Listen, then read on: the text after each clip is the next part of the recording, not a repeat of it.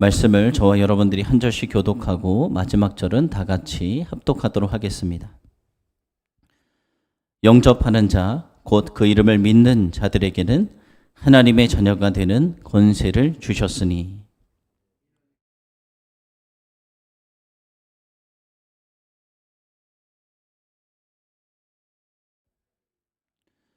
말씀이 육신이 되어 우리 가운데 거하심에 우리가 그의 영광을 보니 아버지의 독생자의 영광이요 은혜와 진리가 충만하더라.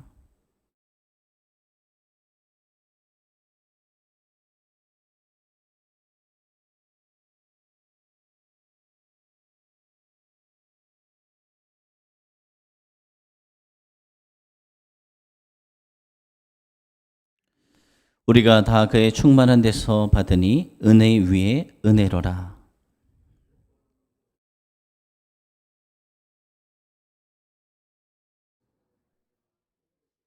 다 함께 읽겠습니다. 본래 하나님을 본 사람이 없으되 아버지 품속에 있는 독생하신 하나님이 나타내셨느니라. 아멘. 네, 할렐루야. 주님의 이름으로 환영하고 축복합니다. 오늘은 특별히 추수감사 주일 예배로 드리게 되었습니다. 추수감사 이 주일의 예배를 유래를 여러분 알고 계십니까? 구약에 보면은 맥추절이 있는데 이 맥추절과 또 영국에서부터 종교의 자유를 찾아서 미국으로 건너간 이 청교도들에 의해서 오늘 우리가 드리는 이 추수감사절이 시작되게 되었습니다.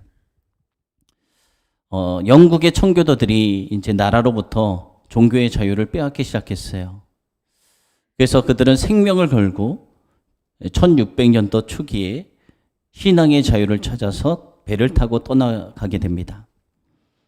102명의 청교도들이 떠났어요. 메이플라워호를 타고 떠나게 되는데 그 중에 남자가 78명이 있었고 여자가 24명, 24명이 있었습니다. 총 인구가 102명이 출발한 거예요.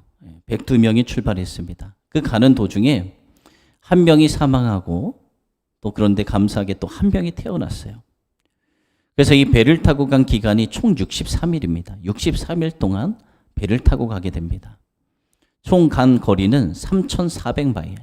거리로 킬로미터로 따지면 5,440킬로미터 거리를 배를 타고 가게 됩니다. 그래서 위험한 항해 끝에 드디어 이제 돛을 내립니다. 그렇게 도착한 날은 무슨 요일이었냐? 토요일이었어요. 토요일이었지만 그들은 종교의 자유를 찾아서 떠난 사람들이었기 때문에 주의를 지키기 위해서 길고도 지루하고도 위험한 항해를 그 63일간 왔음에도 불구하고 배에서 빨리 뛰쳐나간 것이 아니라 주일을 보내기 위해서 배 안에 머물게 됩니다. 그 주일 그들이 어떻게 보내느냐, 또 배를 타고 오면서 어떻게 보내느냐, 그들은 고백했어요. 우리는 찬양을 불렀습니다. 우리는 대부분 이 시편의 말씀을 가지고 찬양을 불렀습니다. 그리고 기도했습니다. 이 청교도 개척자들은 무사히 신대륙, 지금의 미국이죠. 미국 땅에 도착을 합니다. 그런데 더 어려운 난간에 부딪히게 돼요. 도착한 날은 5월 달에 출발해서 11월 중순에 도착을 합니다. 강풍과 추위가 그들 가운데 오는 거예요. 질병이 있고 식량은 부족하고 원주민들은 그들을 환영하지 않죠. 들짐승들이 그들을 공격하고 거주할 집도 하나도 없는 그런 상황이었어요. 결국 그의 겨울 102명 중 도착한 102명 중 절반이 세상을 떠나게 돼요. 겨울이 되었는데 생존자는 50명뿐이었고 그 중에 다수도 지치고 건강이 쇠약해져서 질병으로 신음하고 있었습니다. 이런 가운데 6명에서 7명 정도의 건장한 사람들이 남아있는 사람이 50명뿐이에요. 그 가운데 여자, 어른과 아이들도 있었습니다. 그 6명, 7명의 건장한 남성들이 땔감을 마련하고 침실을 마련하고 병자들을 간호하고 병자들과 노약자들에게 옷을 빨아 입히고 칠면조 그리고 사슴 등을 사냥해서 먹을 수 있는 고기를 조달하고 자발적으로 헌신하기 시작했습니다.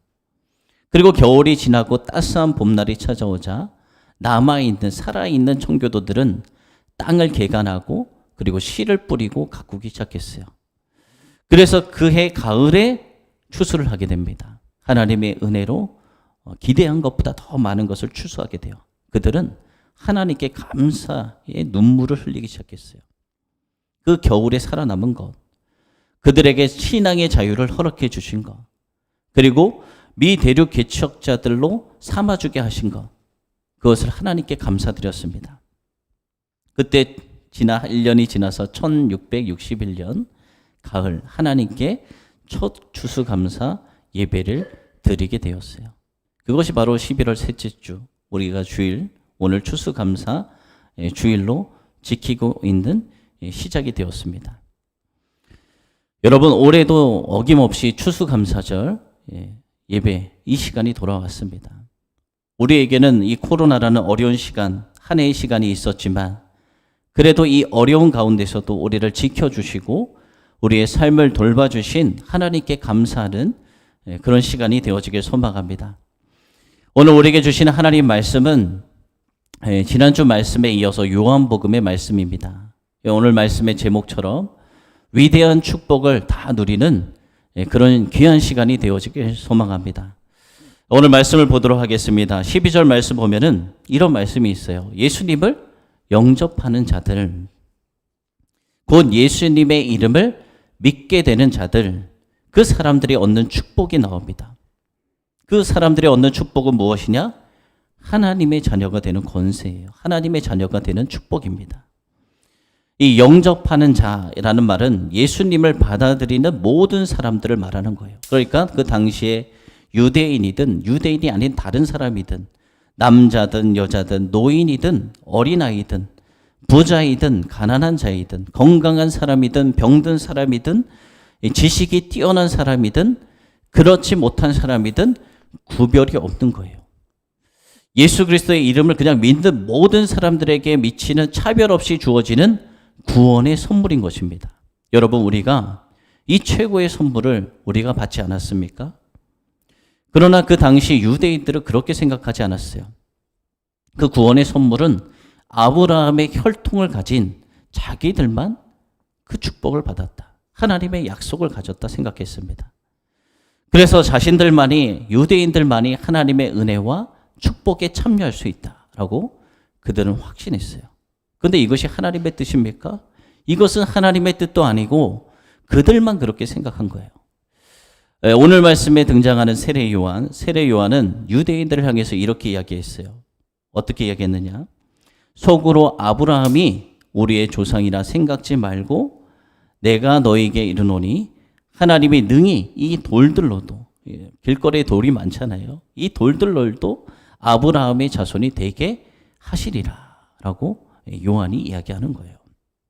이 돌들로도, 흔해 빠진 이 돌들로도 아브라함의 자손이 되게 할 수 있다.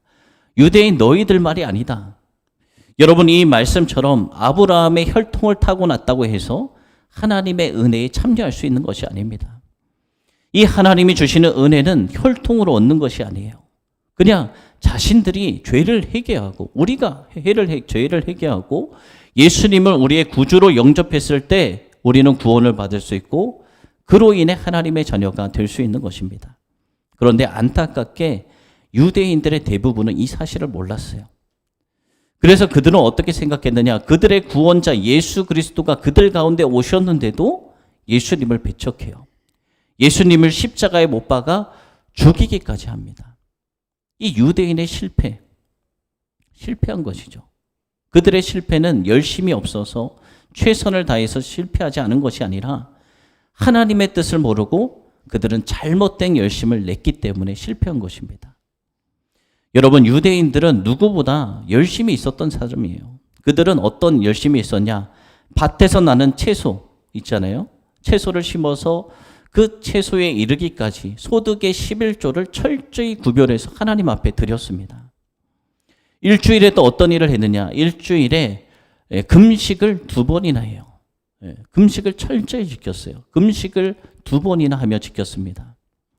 그리고 예수님을 증거하는 바울, 그들이 봤을 때 예수님을 증거하는 바울은 이단이라고 생각했어요. 그래서 그 바울을 사력을 다해서 그들은 죽이려고, 잡으려고 노력을 했습니다.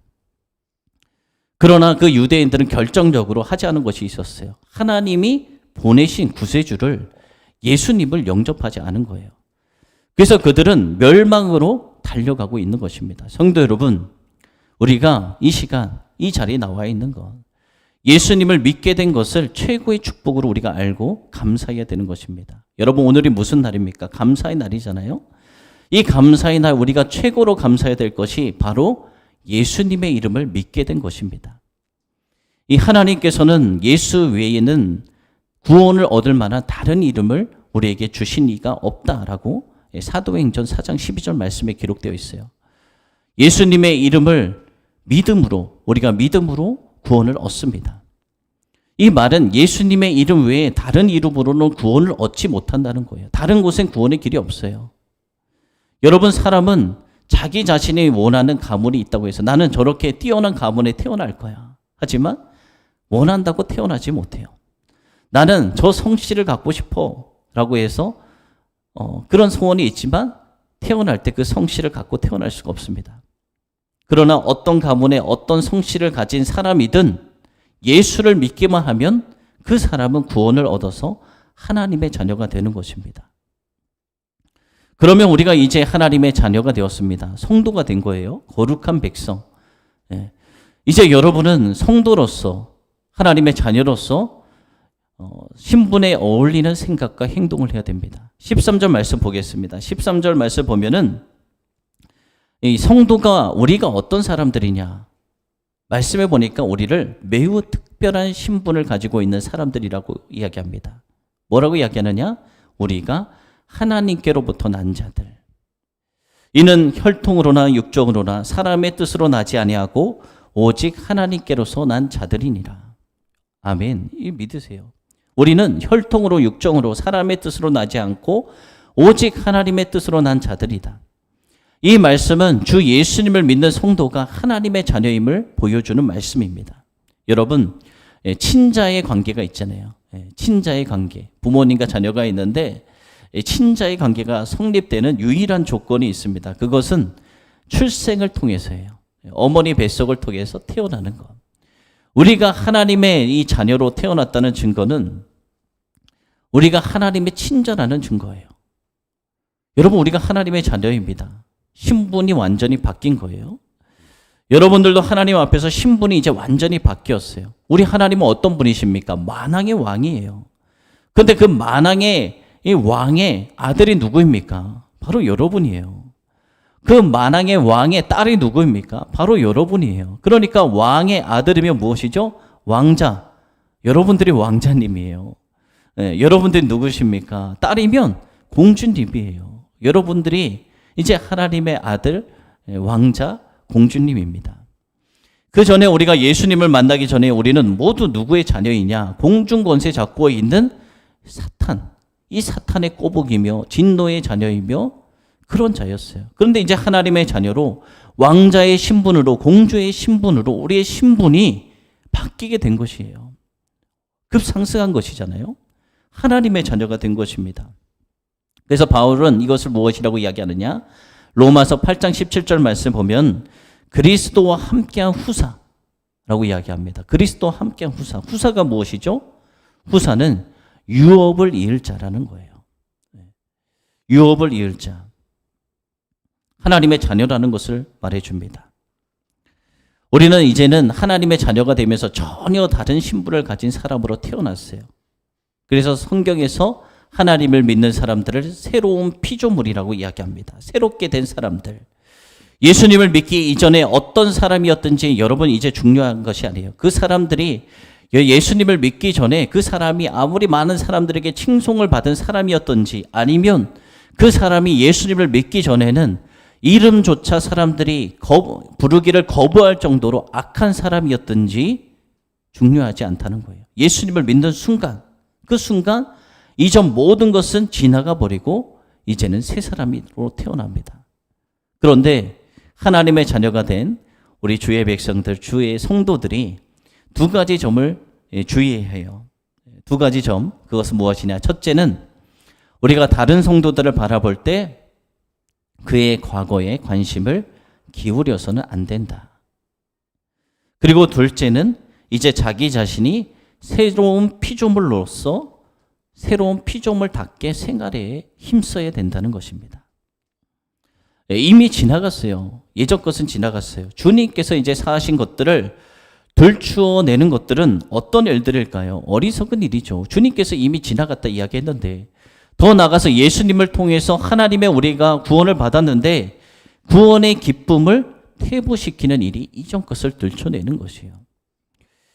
우리가 주님 앞에서 모든 사람이 죄인이라는 것을, 그리고 예수의 구속이 모든 사람에게 동일하게 임한다는 것을 잊지 마시기 바랍니다. 그러므로 예수 안에 있는 사람들에게 있어서 과거는 이제는 무의미한 것이에요. 중요한 것이 앞으로 있습니다. 중요한 것이 무엇이냐? 우리가 예수님 안에 있음을 나타내 보여줄 수 있는 현재의 삶의 모습이에요. 현재의 삶의 모습. 여러분, 우리가 살아가는 삶이 그리스도인이 되었다는 것을 가장 잘 보여줄 수 있는 증거가 됩니다. 그래서 사람들이 우리를 보면서 이 증거들을, 여러분이 변화된 그 모습들을 보면서 하나님께서 어떤 분이신지, 예수님이 어떤 분이신지를 여러분을 통해서 보게 돼요. 그래서 여러분의 모습이, 저와 여러분의 모습이 매우 중요한 것입니다. 여러분, 이 초대교회에 있었잖아요. 초대교회. 예수님이 이 땅에 오시고 제자들과 함께 하시고, 그리고 십자가에 달려 돌아가시고 부활하시고 승천하셨어요. 초대교회. 그 초대교회 때 많은 이 예루살렘 교회가 백성들에게 칭송을 들었습니다. 백성들이 교회를 칭찬하고 예수님을 믿는 사람들을 칭찬하기 시작했어요. 그래서 어떤 사람들 왜 이렇게 칭찬을 받을까? 그 이유를 이렇게 이야기했습니다. 그들에게 능력이 나타났기 때문이다. 성령의 능력이 임하니까 각종 은사와 능력이 나타나잖아요. 그런데 여러분, 이것보다, 능력보다 더 중요한 것이 있어요. 그것은 무엇이냐? 그들이 보여준 새로운 피조물로서 아름다운 생활이었습니다. 새로운 피조물. 예수님을 믿고 나서 완전히 뒤바뀐 삶의 아름다운 모습을 보면서 그들을 칭송했어요. 여러분, 우리가 종교적 열심만 있고 믿음에 합당한 삶이 뒷받침되지 못하면 사람들은 우리를 어떻게 보느냐? 그냥 광신도로 볼 수밖에 없어요. 여러분, 중요한 것이 무엇이라고요? 성도답게 사는 것. 그것이 중요한 것입니다. 선을 행하고 덕을 세우는 일. 그것이 우리에게 뒷받침돼야지만 사람들이 우리를 바라봤을 때 하나님의 자녀라는 사실이 보일 수 있고 그들에게 증거가 될 수 있는 것입니다. 우리 샘솟는 교회 모든 성도들은 하나님의 이런 자녀로서, 성도로서 그 신분에 맞게 생각과 행동을 하며 하나님께 인정받는 성도들이 다 되시기를 축복합니다. 또 14절에 이런 말씀이 있어요. 말씀이 육신이 되어 우리 가운데 거하심에 우리가 그 영광을 보니 아버지의 독생자의 영광이요 은혜와 진리가 충만하더라. 예수님의 육신을 입고 오셨다. 성육신, 인카네이션. 육신을 입고 오셨는데 성스러운 육신. 그분 안에, 예수님 안에 은혜와 진리가 충만했다라고 말씀하고 있잖아요. 여러분, 은혜와 진리가 무엇입니까? 이것은 하나님의 본질이에요. 하나님이 은혜와 진리이십니다.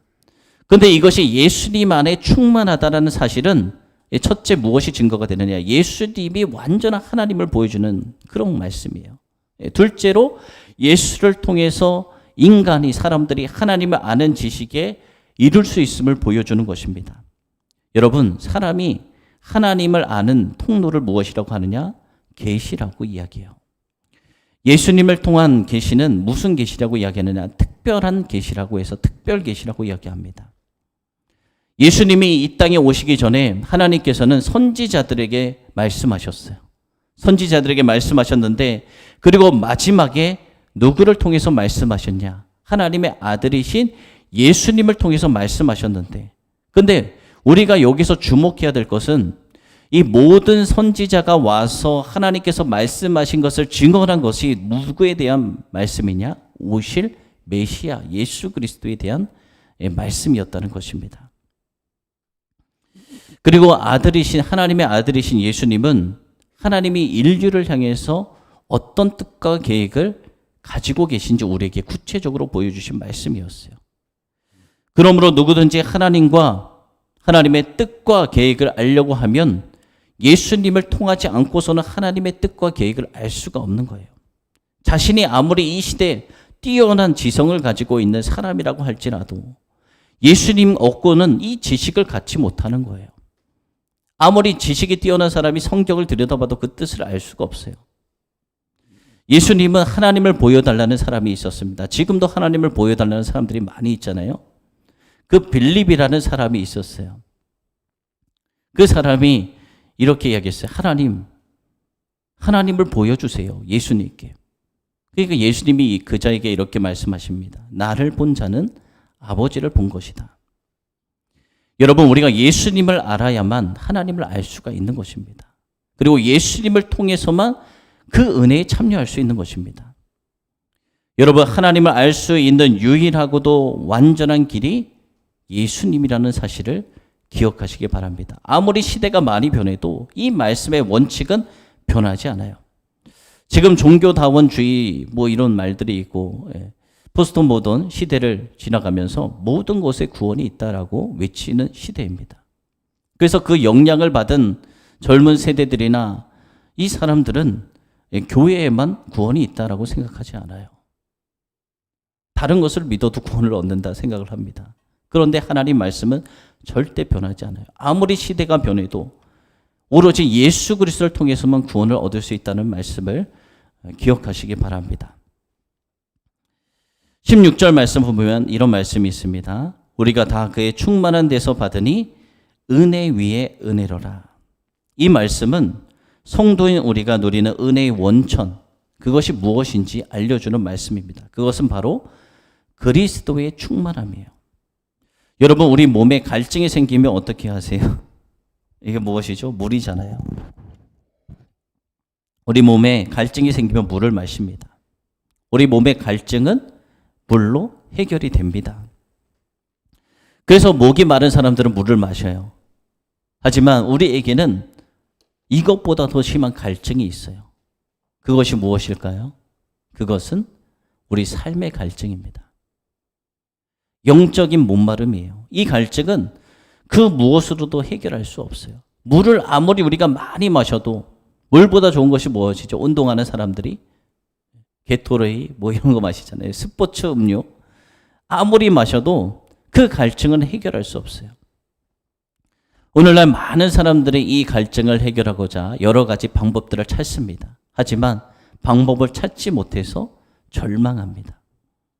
그 방법을 찾기 위해 매력적이 보이는 권력에 목숨을 걸어요. 저 권력만 얻으면 이 갈증을 해결할 수 있겠지.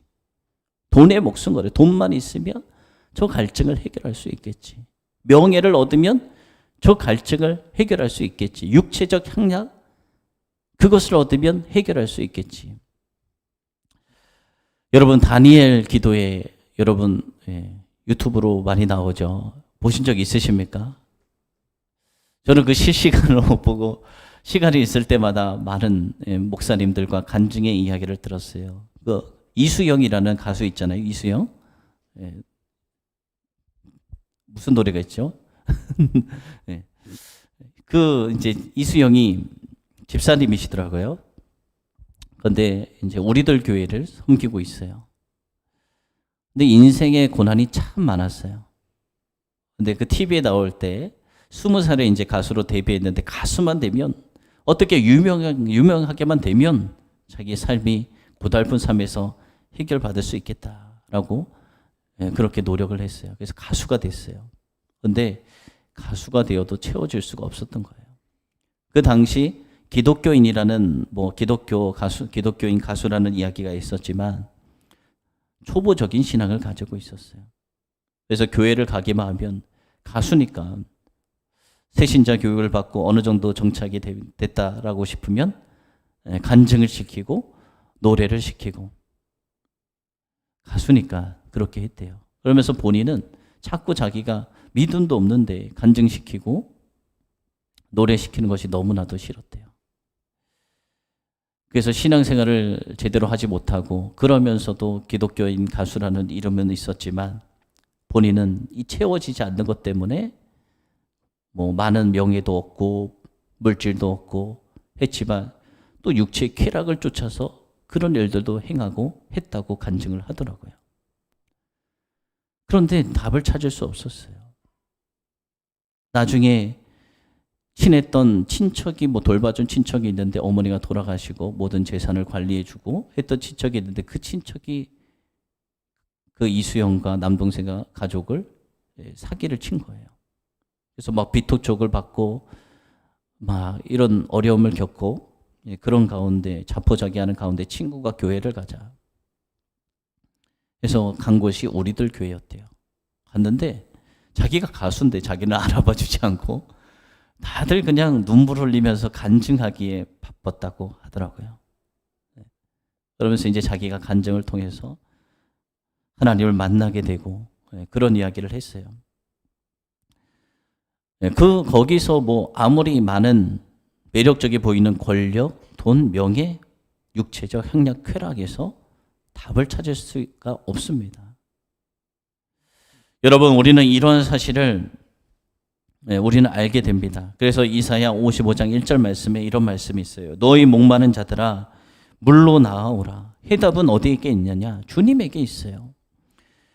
무슨 일을 하려고 할 때, 사업을 하려고 할 때 많은 돈을 투자하는 사람들은 어디다 투자를 하느냐? 확실한 근거가 있어요. 여기에 투자를 하면 확실하게 된다라는 곳에 투자를 하죠. 그래서 뭐 많은 것을 가져다 둘 수 있는 광산, 뭐 유전, 기름을 개발하는 사람들도 똑같아요. 거기가 개발하기만 하면 충분히 이것이 나에게 이익을 줄 수 있다라는 확실한 전제를 가지고 그 길에 뛰어들지 아무런 주지도 않는 막연하게 보이는 것에는 아예 투자도 하지 않습니다. 그래서 아무 곳에 시축을 받지도 않아요.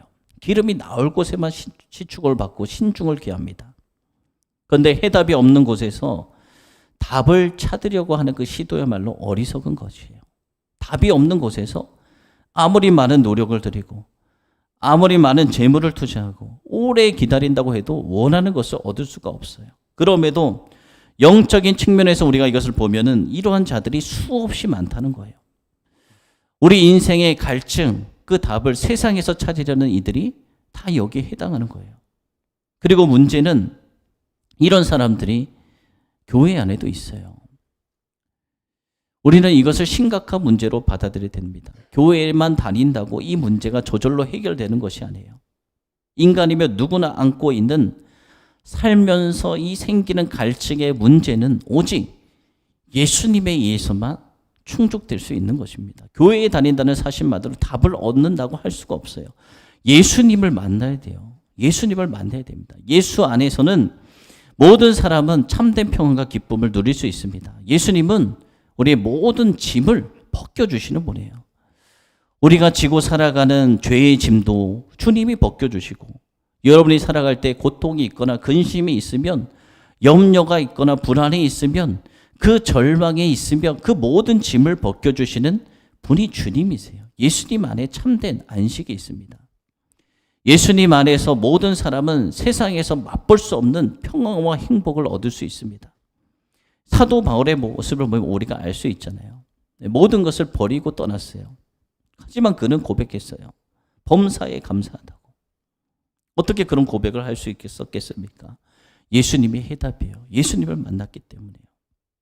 우리도 이런 축복을 다 누리시길 소망합니다.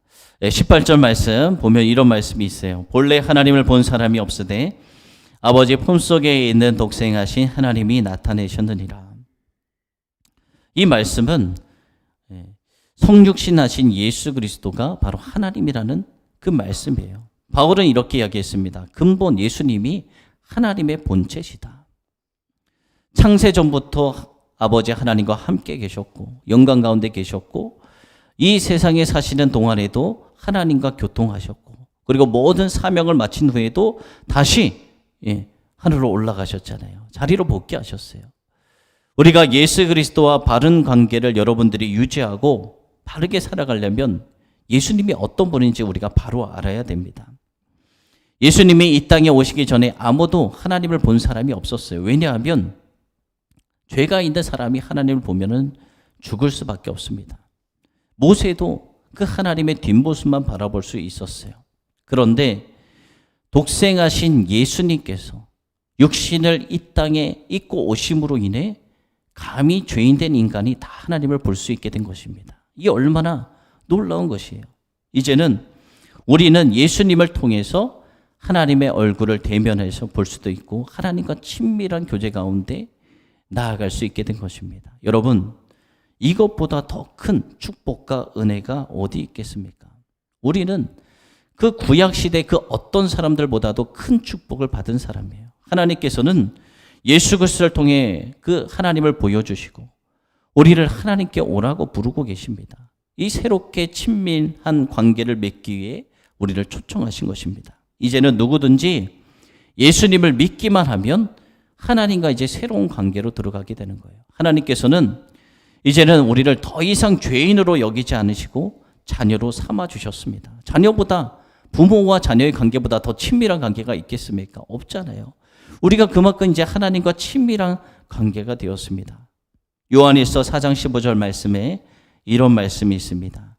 누구든지 예수를 하나님의 아들이라 시인하면 하나님이 그 안에 계시고 그도 하나님 안에 거하느니라. 여러분, 이 세상의 많은 사람들은 예수님을 4대 성인 중에 하나라고 여깁니다. 하지만 우리는 하나님을 만났기 때문에 예수 안에 살아가는 사람들이기 때문에 이제 하나님을 베드로같이 고백하게 되었습니다. 주는 살아계신 하나님의 아들이시오. 그리스도시오. 구원자시오. 여러분, 오늘은 감사의 날입니다. 우리가 우리의 삶에서 가장 감사해야 할 일이 있습니다. 그것은 하나님이신 그분이 이 땅에 육신을 입고 오셨고 그분을 믿는 자에게 영원한 생명을 주셨다는 것입니다. 이 구원의 기쁨을 우리가 누리며 또 평생 감사하며 살아가는 삶이 바로 저와 여러분들의 삶이 되어지기를 소망하고 축복합니다.